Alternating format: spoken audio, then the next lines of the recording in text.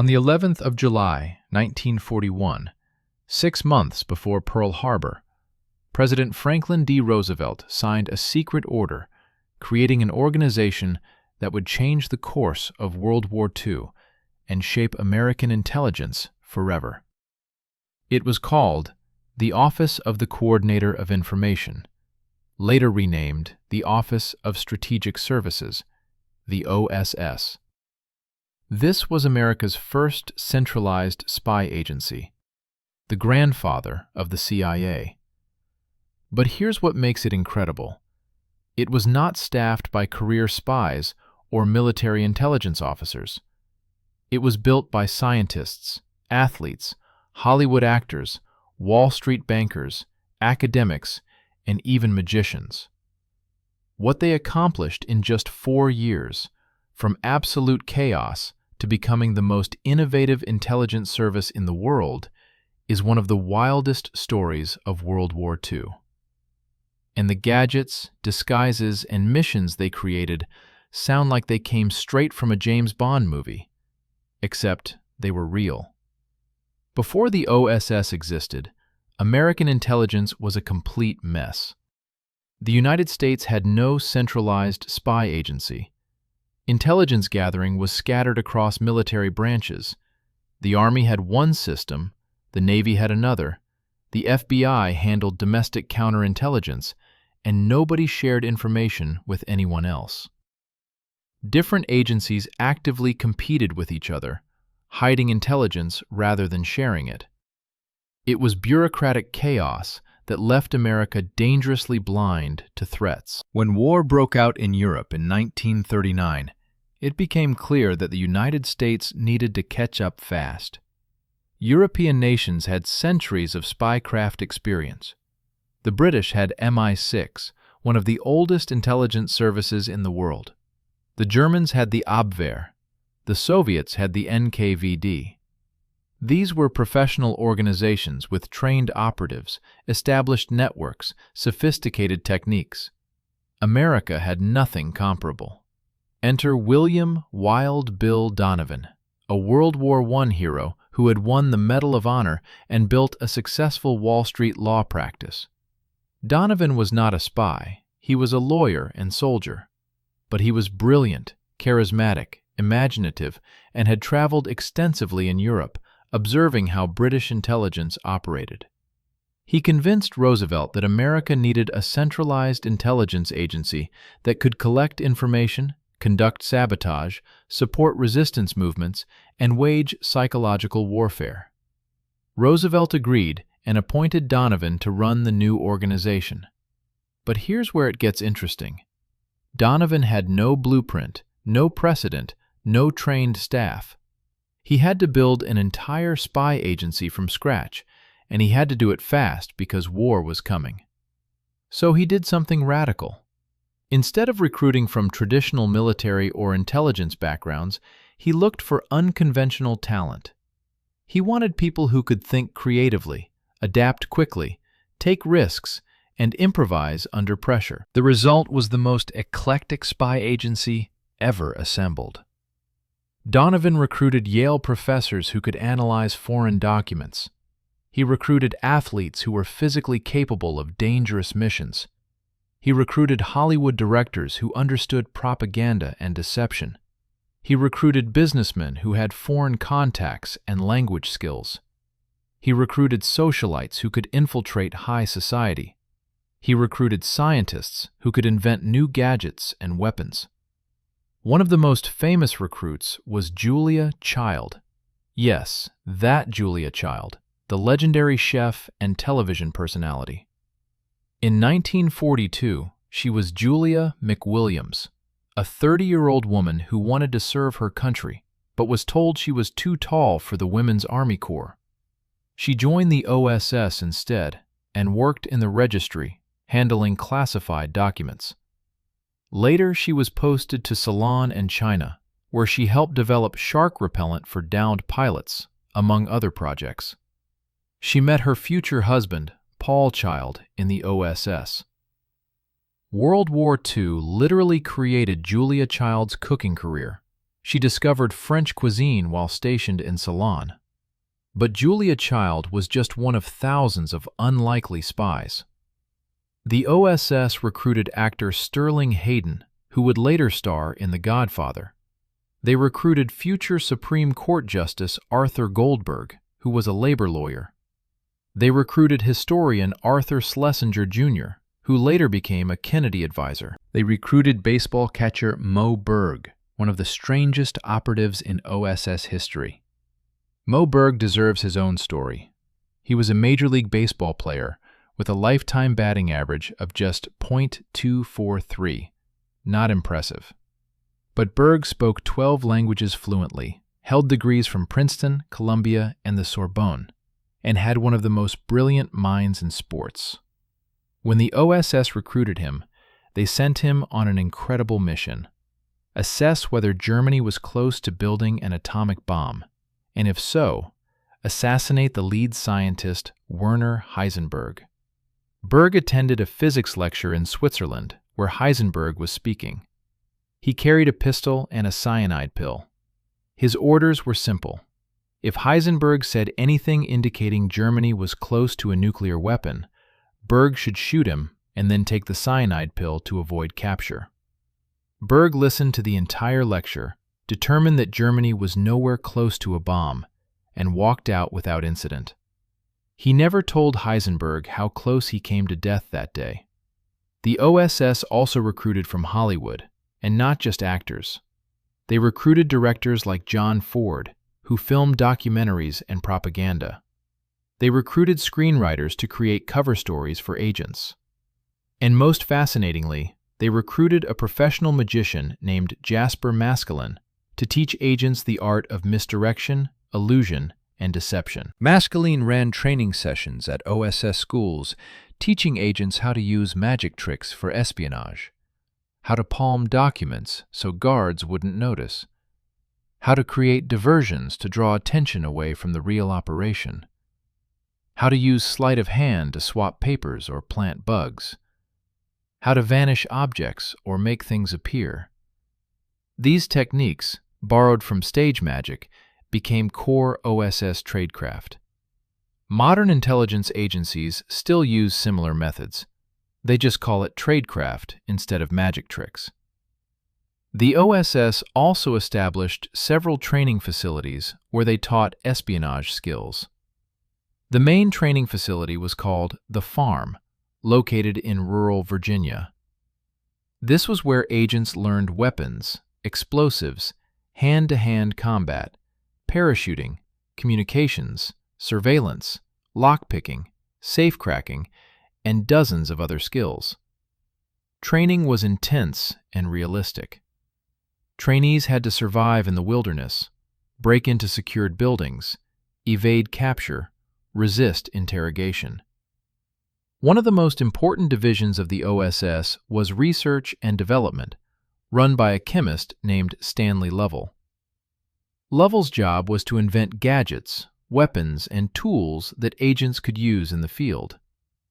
His motto was, "It can be done."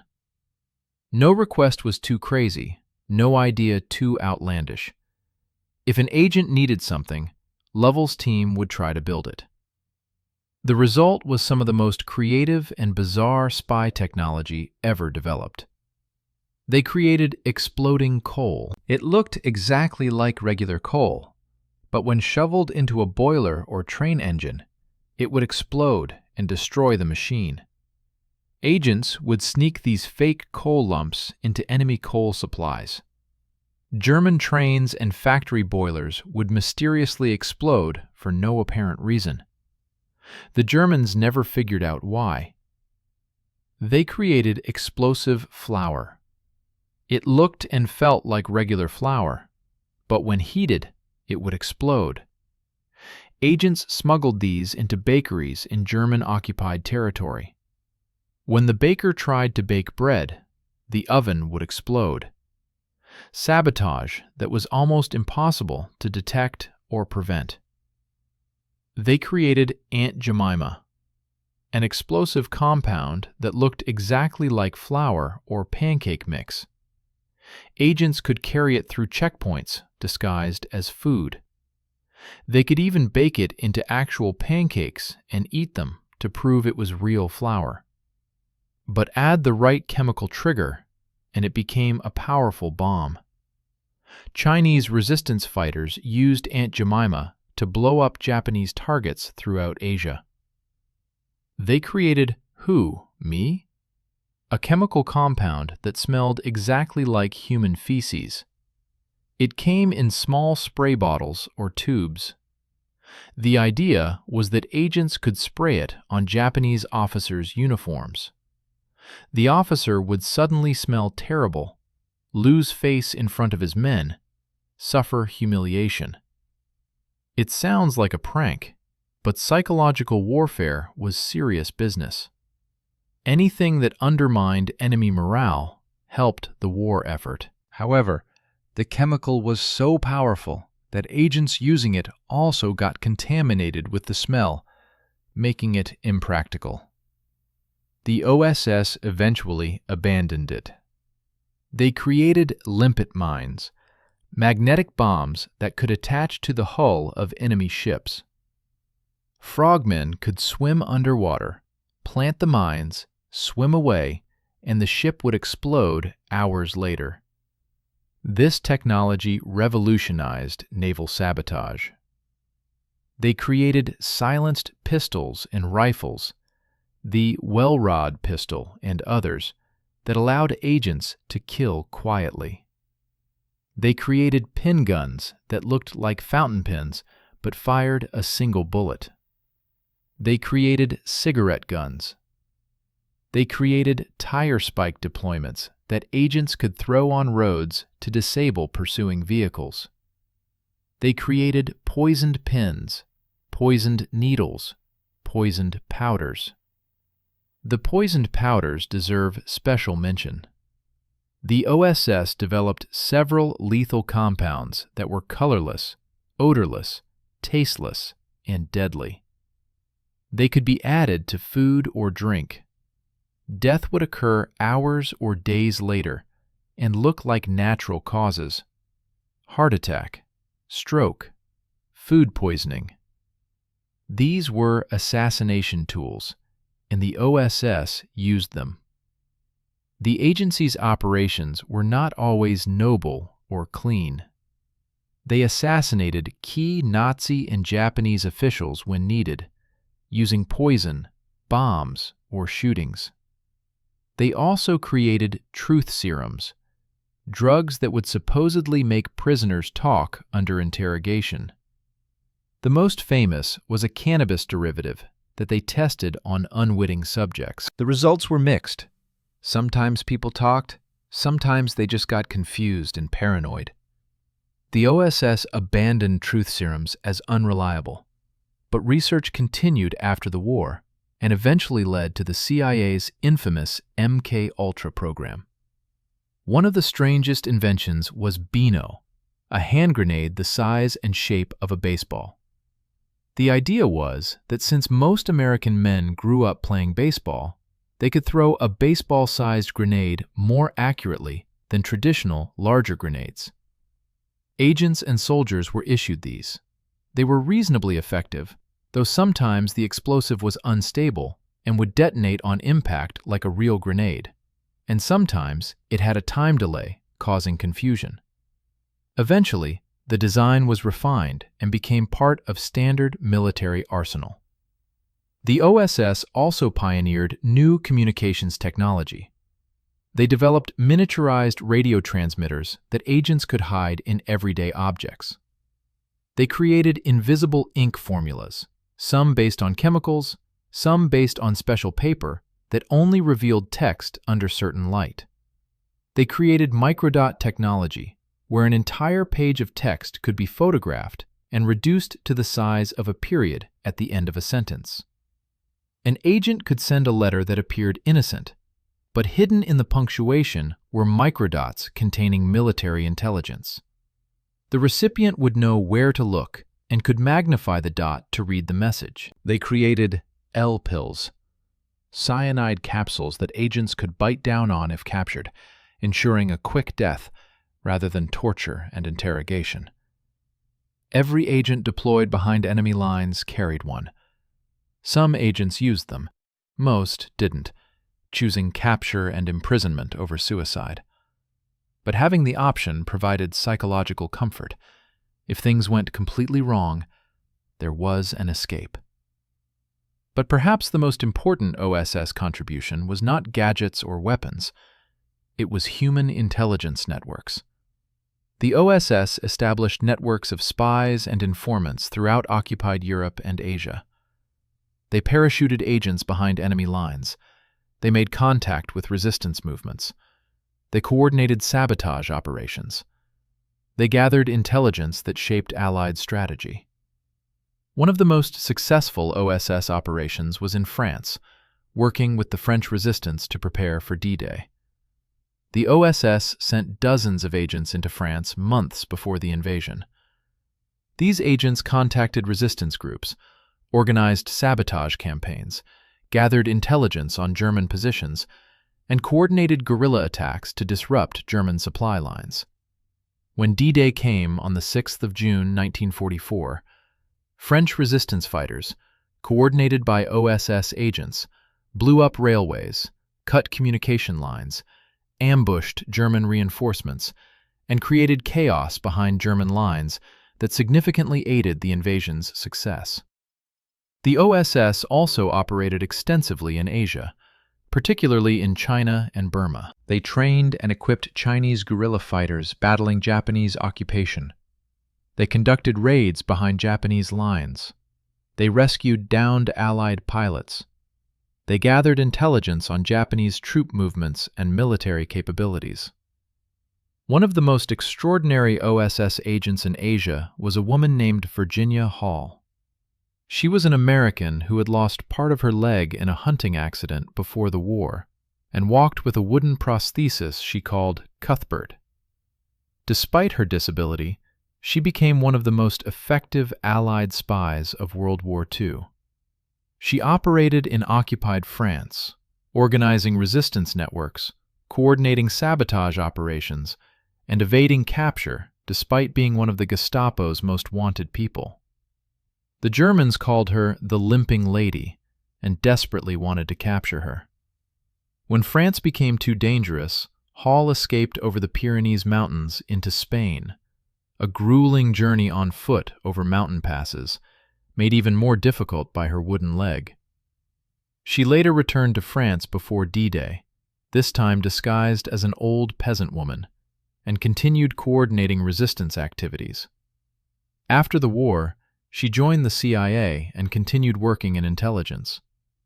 She was the only civilian woman to receive the Distinguished Service Cross during World War II, though she declined a public ceremony because she wanted to continue working undercover. Another remarkable female agent was Betty Pack, codenamed Cynthia. She used seduction as her primary intelligence tool, conducting affairs with diplomats and military officers to extract classified information. She successfully seduced an Italian naval attaché and obtained Italian naval codes. She conducted an affair with a Vichy French embassy official and obtained French codes that helped the Allies break French communications. Her methods were controversial even within the OSS, but nobody could argue with results. The intelligence she provided saved Allied lives and changed operations. Then there was the case of Noor Inayat Khan, a woman of Indian heritage who worked as an SOE agent, the British equivalent of OSS. The organizations worked closely together and often conducted joint operations. Khan was a radio operator in occupied France, one of the most dangerous jobs possible. Radio operators had short life expectancies because the Gestapo was expert at finding radio signals and triangulating positions. Khan was betrayed and captured, tortured for months, but never revealed her codes or contacts. She was eventually executed at Dachau concentration camp. She was posthumously awarded the George Cross, Britain's highest civilian decoration for bravery. The OSS also pioneered psychological warfare. They created propaganda materials, forged newspapers, fake radio broadcasts, deceptive pamphlets, designed to demoralize enemy troops and populations. They spread rumors. They conducted black propaganda operations, where they pretended to be German or Japanese sources, but spread defeatist messages. One brilliant psychological operation involved creating fake German military decorations. The OSS made medals and ribbons that looked exactly like real German military honors, but were slightly different. They distributed these to German soldiers through various channels. The idea was to create suspicion and paranoia. If soldiers were wearing medals that looked wrong, were they deserters? Imposters? Spies? It created distrust within German ranks. They also created counterfeit currency, German marks and Japanese yen, and flooded occupied territories with it, causing inflation and economic instability. This was economic warfare, destabilizing enemy economies by destroying confidence in their currency. The OSS ran an entire division dedicated to researching foreign cultures and psychology. They brought in anthropologists, psychologists, and cultural experts to analyze enemy thinking. They created psychological profiles of enemy leaders, Hitler, Mussolini, Tojo, trying to predict their decisions and find weaknesses. Some of these profiles were remarkably accurate and helped Allied commanders anticipate enemy moves. They also ran morale operations, creating propaganda aimed at Allied troops and populations. They made films, wrote articles, produced radio programs, all designed to maintain public support for the war and keep military morale high. The line between information and propaganda was often blurred, but in wartime, this was considered necessary. By 1944, the OSS had grown to over 13,000 personnel, operating in every theater of war. They had stations in London, Cairo, Istanbul, New Delhi, Chongqing, and dozens of other cities. They ran networks of agents throughout Europe, Asia, and North Africa. They collected and analyzed millions of documents, photographs, and intercepted communications. The intelligence the OSS provided was critical to Allied victory. Their reports on German defenses influenced D-Day planning. Their intelligence on Japanese positions shaped Pacific strategy. Their sabotage operations disrupted enemy logistics.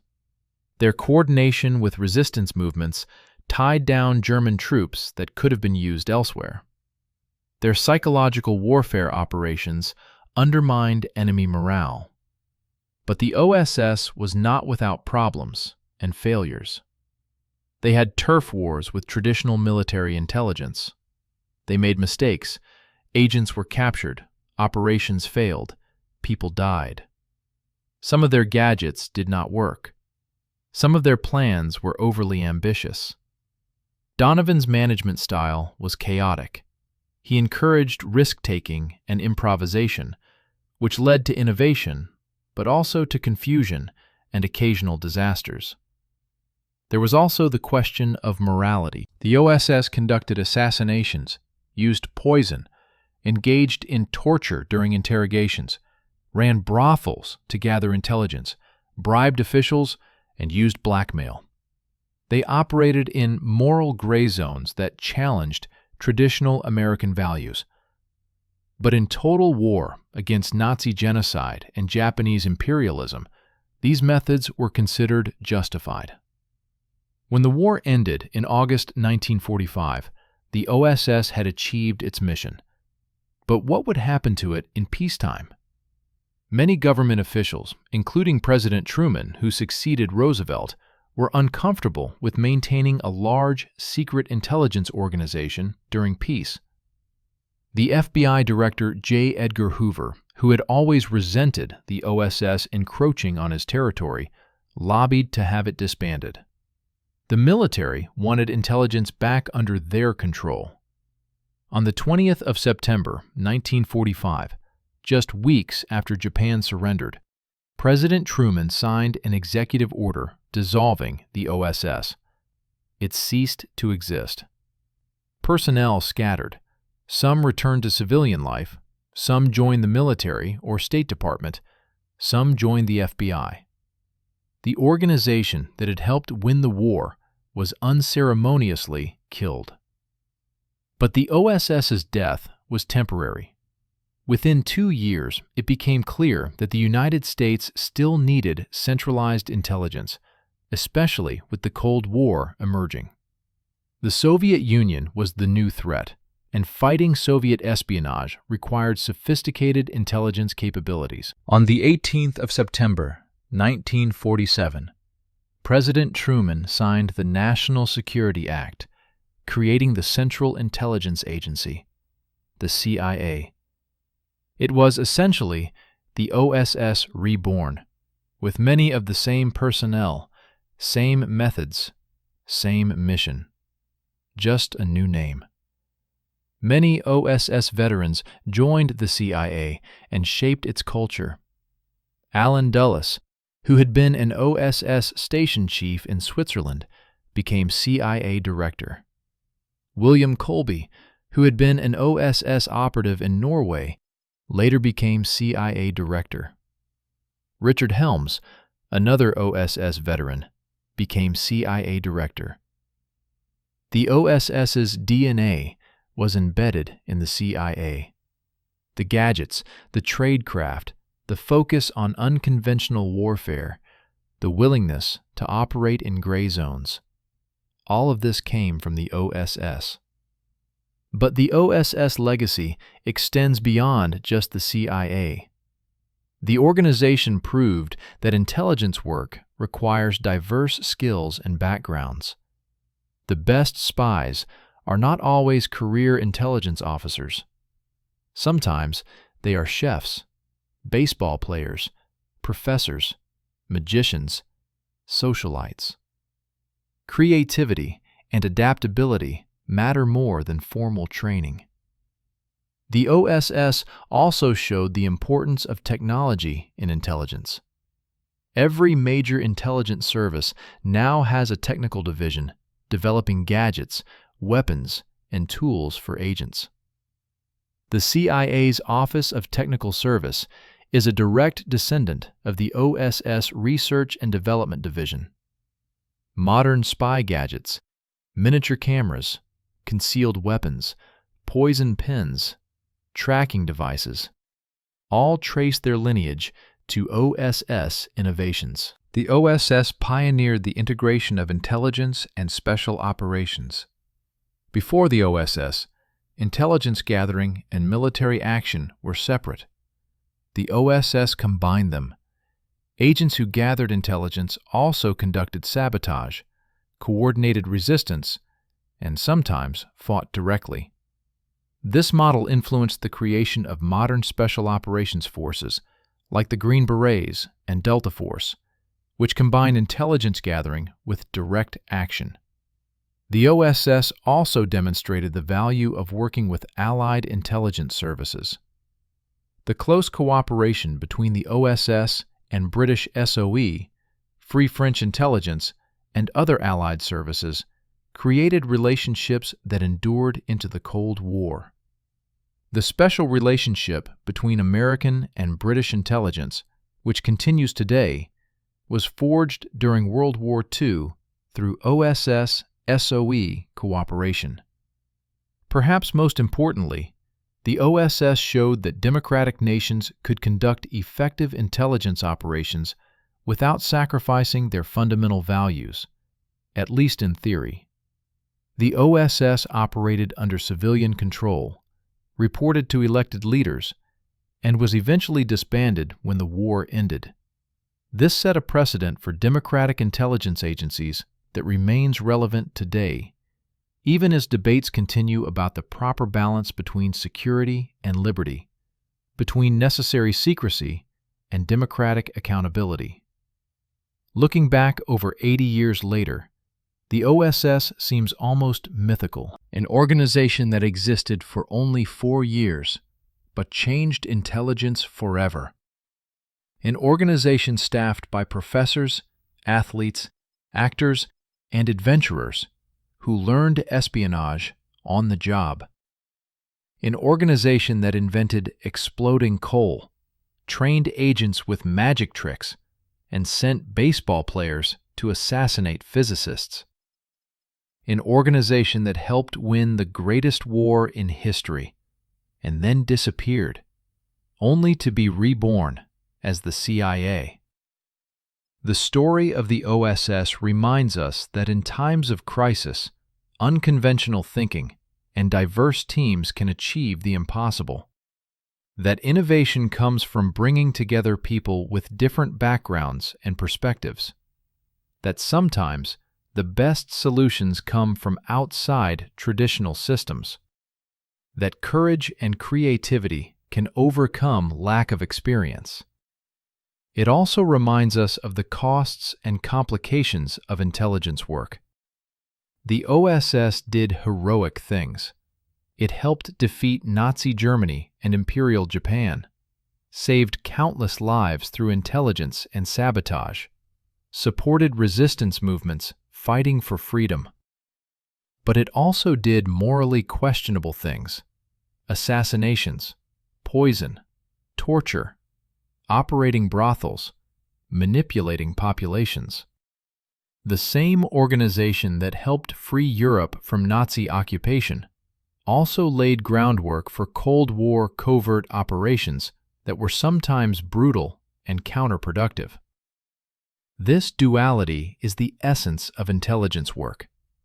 It exists in gray zones where clear moral lines blur. It requires people to do things in secret that might be condemned if done in public. It operates under the principle that sometimes evil methods are necessary to defeat greater evils. Whether you accept this reasoning or not shapes how you view organizations like the OSS and its successor, the CIA. What cannot be disputed is the OSS's historical significance. It was America's first modern intelligence service, the prototype for all that followed. Every CIA officer, every NSA analyst, every special operations soldier working in intelligence today stands on foundations the OSS built.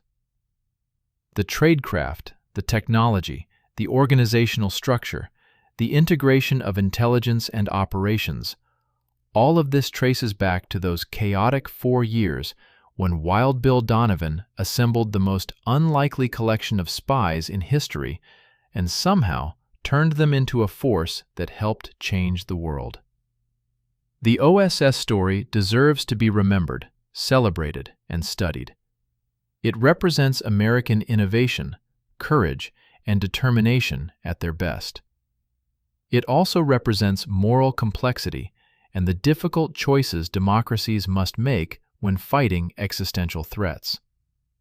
It is a story about ordinary people, chefs, athletes, professors, business people, doing extraordinary things because their country needed them.